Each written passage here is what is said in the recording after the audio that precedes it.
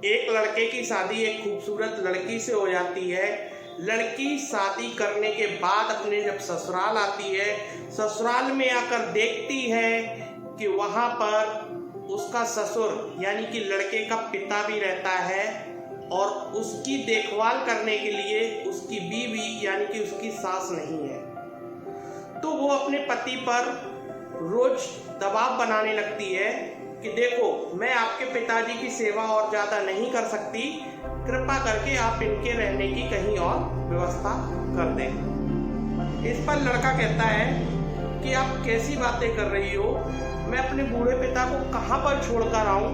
उन्होंने मुझे पाला है, पोसा है, इतना बड़ा किया है, कुछ कमाने काबिल, कुछ करने काबिल बनाया है, तो मेरी भी जिम्मेदारी बनती है कि मैं अब बुढ़ापे में उनका साथ दूँ।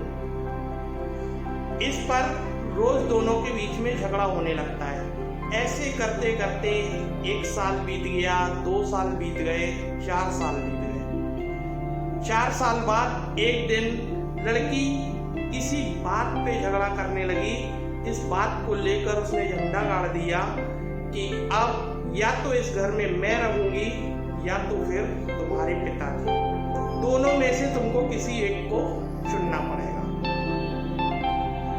ऐसा सुनकर वो लड़का भयभीत हो जाता है, लेकिन अब क्या करता, या तो उसे अपने पिता को त्यागना पड़ेगा या तो फिर अपनी पत्नी को। रात को 12 बजे वो एक डिसीजन लेता है, वो अपने पिता के पास जाता है और पिता से कहता है कि चलो मैं आपको कहीं दूर घुमाने ले चलता हूँ।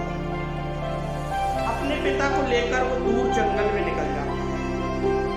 जंगल में एक सुनसान जगह पर जाकर वो अपने पिताजी से कहता है कि देखो पिताजी, अब आपका और हमारा संग यहीं तक का रहा। अब आपको मैं यहीं पर छोड़कर जा रहा हूँ और ये मेरी मजबूरी है, क्योंकि या तो मुझे आपको चुनना पड़ेगा या तो फिर अपने परिवार को चुनना पड़ेगा। दोनों में से किसी एक को चुनना है, इसलिए मैंने अपने परिवार को चुनना उचित समझा, क्योंकि आपकी ज़िंदगी तो कुछ दिन की बची है, लेकिन मुझे मेरी बीवी के साथ तो अभी बहुत उम्र बितानी है।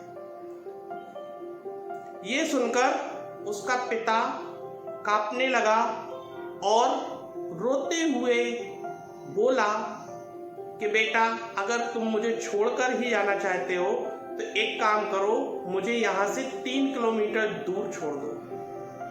ये सुनकर लड़का परेशान हो जाता है। वो पूछता है अपने पिताजी से कि पिताजी, आखिर आप 3 किलोमीटर दूर क्यों जाना चाहते हैं? तो उसके बाप ने एक बहुत ही अच्छा उत्तर दिया।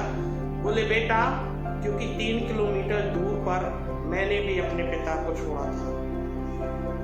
बेटा, वहां मुझे छोड़ देना और वहीं पर एक निशान भी लगा देना, क्योंकि तुम्हारे आने वाली संतान भी तुम्हारे साथ कुछ ऐसा ही करने वाली है। दोस्तों, बहुत छोटी सी स्टोरी है, और लेकिन इस स्टोरी के माध्यम से हमको इतना पता चलता है कि जो बीज हम आज अपने वर्तमान में बोते हैं, उन्हें काटने के लिए हमको अपने भविष्य में बिल्कुल तैयार रहना चाहिए। Thank you.